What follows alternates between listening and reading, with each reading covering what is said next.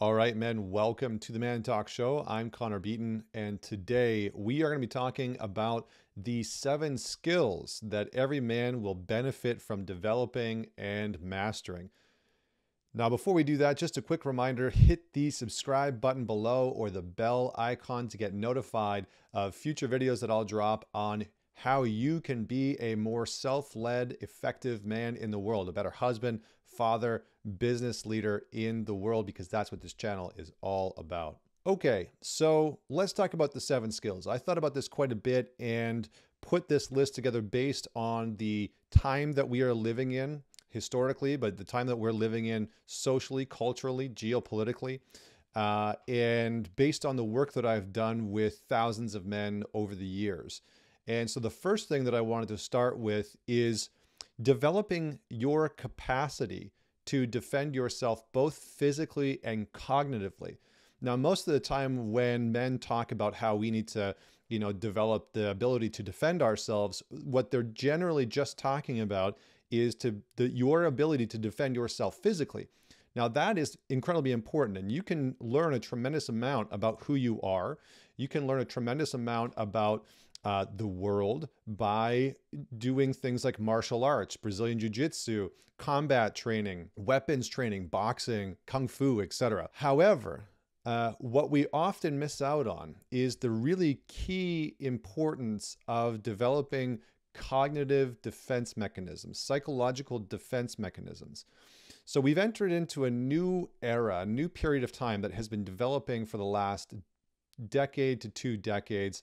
Just probably started somewhere in the 80s, but specifically in the last couple decades, what we started to see more and more is that the people who control the narrative of our cultures, of our societies, of our news medias and social medias, the people that control those have a tremendous amount of power. And we've entered into a time where we've stopped reporting news, right? News outlets and stations have stopped reporting news from a fact-based perspective and have started reporting from a narrative-based perspective. So what they do is they say, here are the facts and here's what you should think about the facts. Now, not all news stations do that, but generally this has become the prominent and accepted way of creating media, of talking about what's happening politically, geopolitically, economically, within wars, etc., is that people will give you facts and then they'll tell you how you should think about it.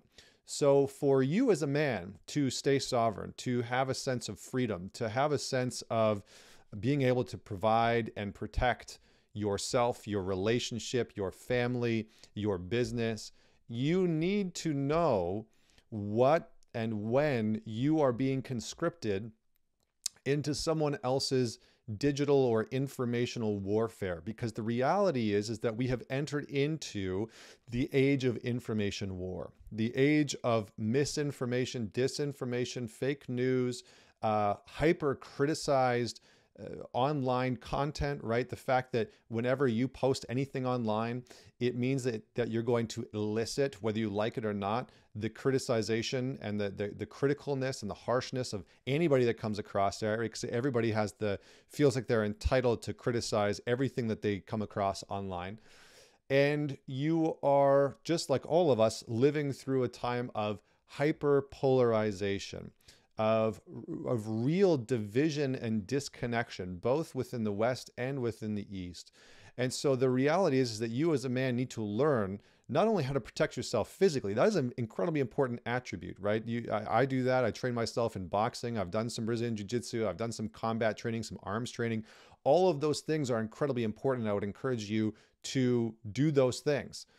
However, I think that it's equally as important to learn how to protect yourself against influence through narrative, through story, through media, through misinformation. Now, there's a few things that you can do in order to protect yourself cognitively and intellectually and from the sort of narratives that are out there all battling for your attention. Because the reality is, people want the attention specifically of men because men are the ones who engage in the fighting, right? Men historically have been the ones who wage the wars, who go to battle. And so the more that social media campaigns, news outlets, etc., can gain your attention and can create and turn you into a mouthpiece for their narrative, the more power that they have, right? There is a war for your attention. There's a war for your consciousness right now.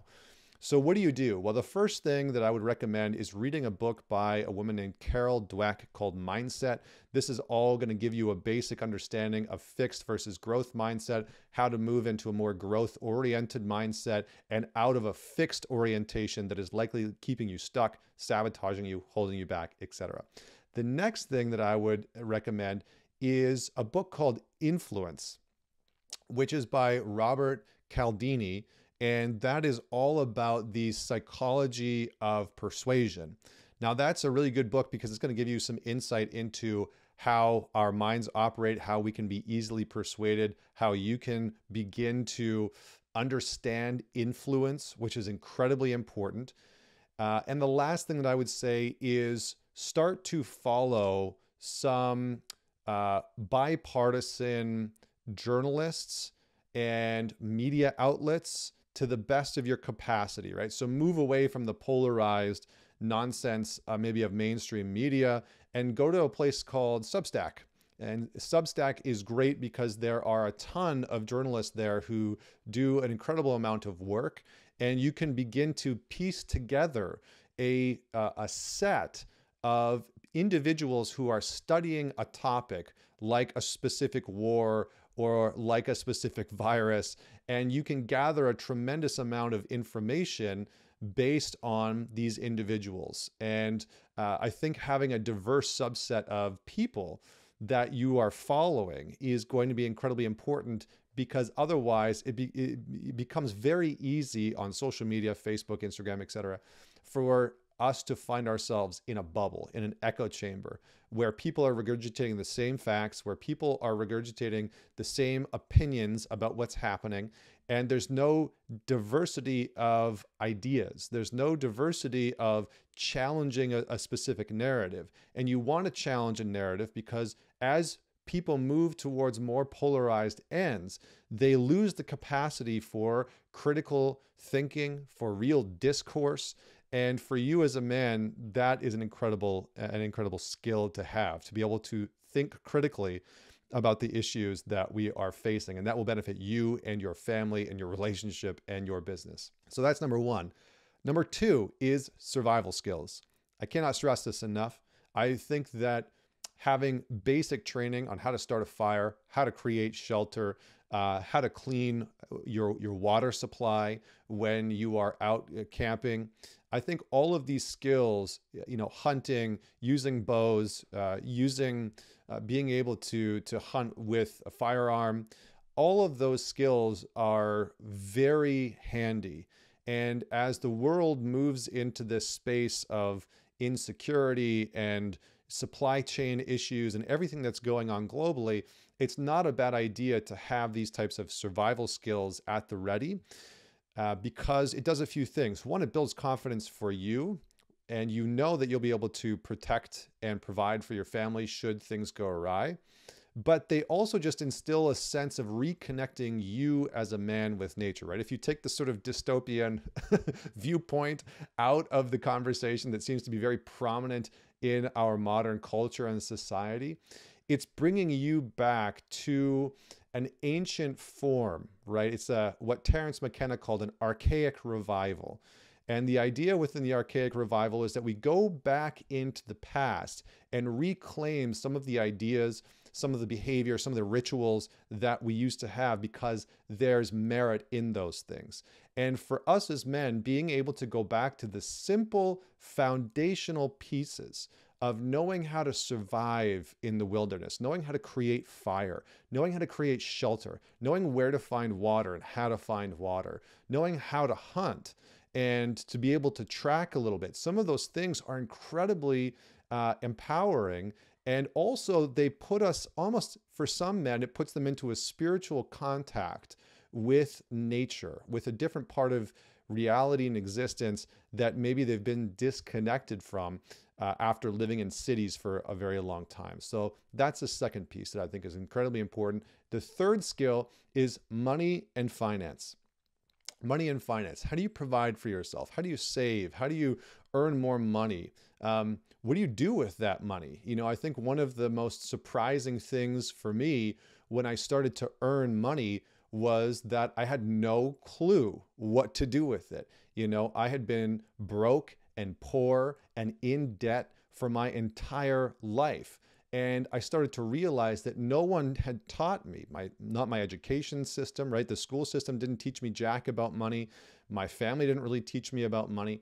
And so suddenly when I started to earn decent money and then started to earn really good money, I realized that I had no clue what to do with that money. I didn't know how to save it. I didn't know how to invest it. I didn't know how to plan long term. And that had a detriment when I started to build a family, because even though I was making good money, if my son came to me 5-6 years ago, although I didn't have a son at that time, I wouldn't have known what to tell him. I would have been like, yeah, make money, earn it, save it, and then you spend it, etc. So begin to educate yourself in basic ways. And there are some good resources out there.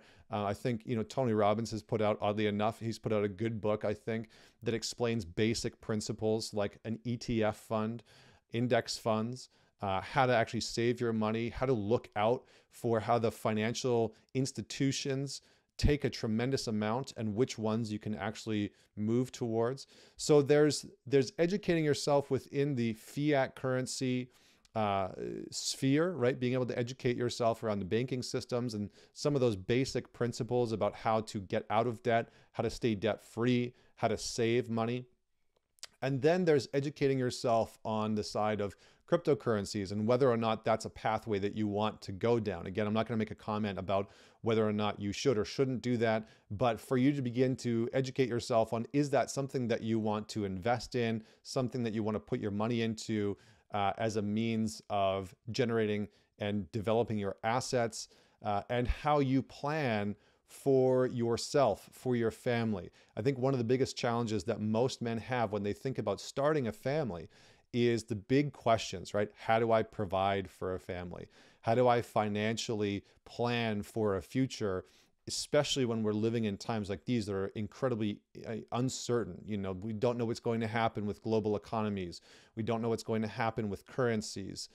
There's the rise of digital currency. So there's a lot of questions on the go. So allocating time to developing a bit of a sense of what economic options are relevant, are valuable for you specifically, and your long-term goals, your long-term vision for yourself as a man, for your family, is incredibly important. And if I could say anything to 21-year-old me, I would have said, invest time and energy into better understanding financial markets and not in like a global sense, but into better understanding what is, stock trading entail? Is it challenging? Are there basic sort of safe guesses that you can put money into that are going to yield a better return than, say, an RRSP or a 401k? The answer is likely yes. So I would just really reaffirm this is a skill that you can spend some good time and energy in and reap some reward, because when you have financial security, when you start to develop some financial freedom, it's incredibly empowering for you as a man, because you've created, again, more sovereignty, more independence, more freedom, more ability to provide yourself, your partner, and your children with the type of life that you ultimately are capable of having. Skill number 4 is listening and communication skills.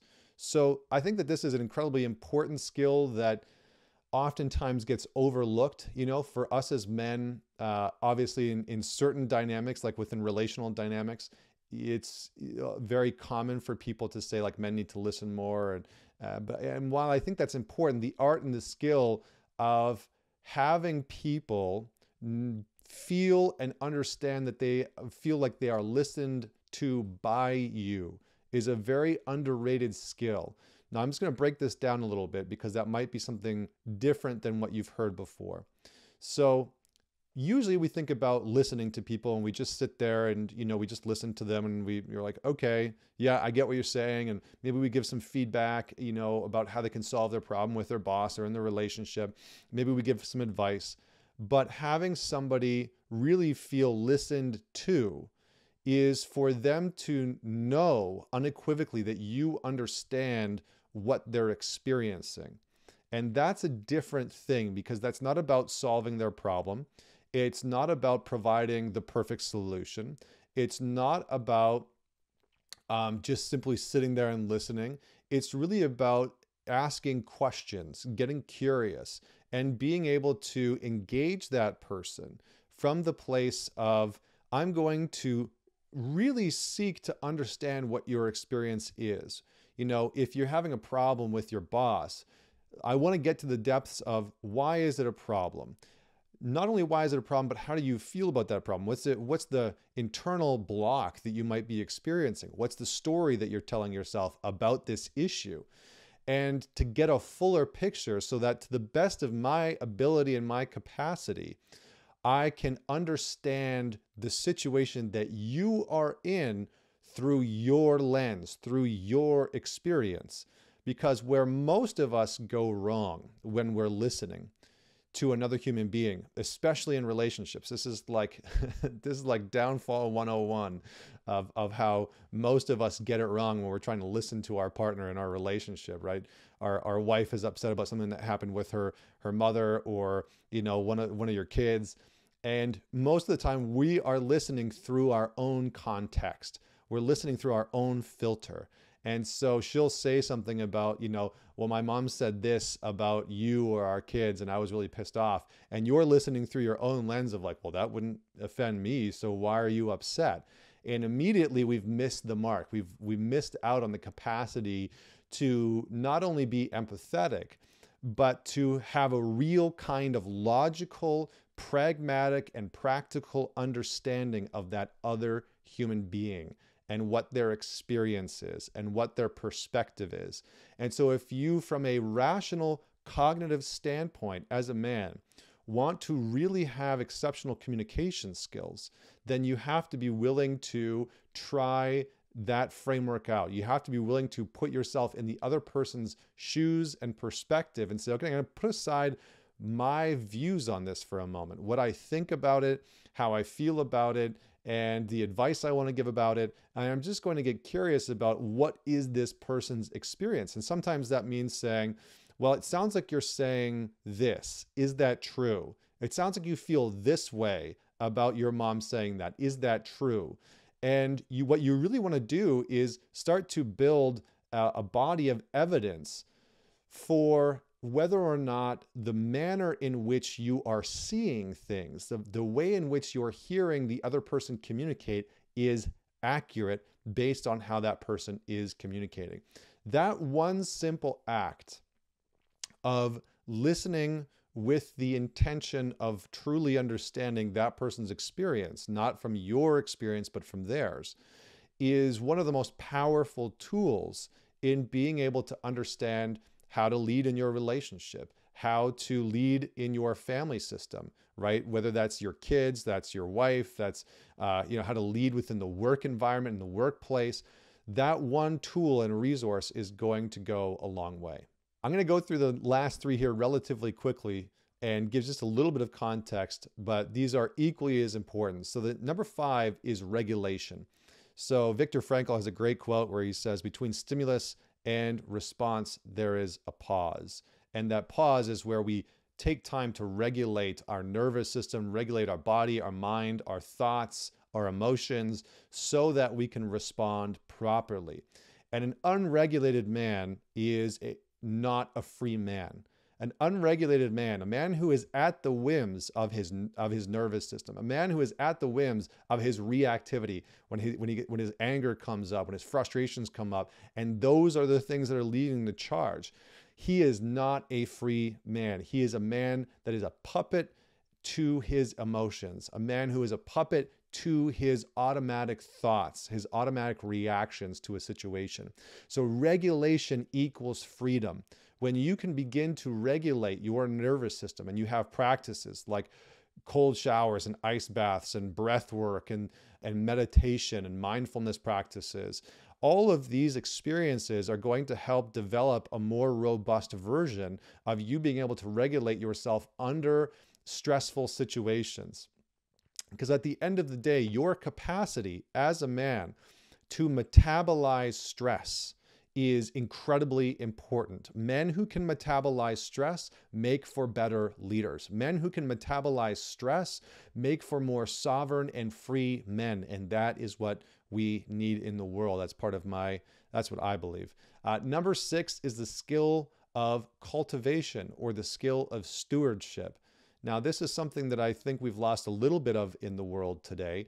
And part of what has been traditionally a masculine task, a male-oriented responsibility, that we are stewards to things that matter culturally, to things that matter within our family, right? The idea of having something handed down through the generations, whether it's a tradition or a home or some land or a spiritual or religious view, all of those things we as men can be stewards to. And that stewardship, which is the job of supervising or taking care of something, right, such as an organization or property, that stewardship comes with a tremendous amount of responsibility and demands that you step into a different layer, a different quality, and a different caliber of maturity. So my invitation for you in this skill is look for what in your life you would like to become a steward of. Right? Do you want to become a steward of masculinity? Do you want to become a steward of a certain property within your family that can be handed down generations? Do you want to become a steward of a business or a movement or a cause? Right? All of those things can be incredibly powerful. And this brings me to the last aspect, which is leadership. And the last skill that you can develop as a man that is incredibly powerful and potent is leadership. And leadership, by definition, is the process of socially influencing one or more people towards a common goal or task. If leadership is about influence, really it starts with you, right? It's about how you influence yourself towards the goals, towards the outcomes, towards the mission, the purpose, the vision that you have for your life. But then also how you lead, influence, make decisions for the people around you, right? Your relationship, your marriage, your family, your finances, all of those different pieces. So to develop leadership, the skill of leadership, which many people are lacking in the world today, many men have started to adopt this kind of dictatorship, tyrannical version of authority and leadership. And it's just not that, right? True leadership is about the benefit of the whole, right? It's the real king archetype, kind of like Aragorn in Lord of the Rings. He is the embodiment of the united king, right? The whole king. And that's what leadership, masculine, male-oriented leadership, is meant to be about. It is meant to be about the whole. It's meant to be about continuity. It's not meant to be about division and polarization and hatred and those other types of pieces. That's a very different form of leadership. And that's, in King, Warrior, Magician, Lover, they talk about the shadow archetype of the king, and that's a part of it. So developing your skill of leadership, making decisions, creating direction for yourself, for your relationship, for your family, being able to make decisions that create the pace at which certain things go, being able to make decisions and choices that give your team in your work environment or the team of your family a sense of what direction the family is moving towards financially or for vacations or whatever it is. So those are the 7 skills. If you resonate with this, hit the like button below. Comment below. Let me know which skill you are working on in your life right now, which one stood out to you the most, which one you think is most needed. And ultimately, if you think that I missed a really important skill, I would love to hear that. So comment below and let me know what skill you think I should have added. Until next week, this is Connor Beaton signing off. If you want to learn more about leadership, you can check out this video above. And until next time, see you then.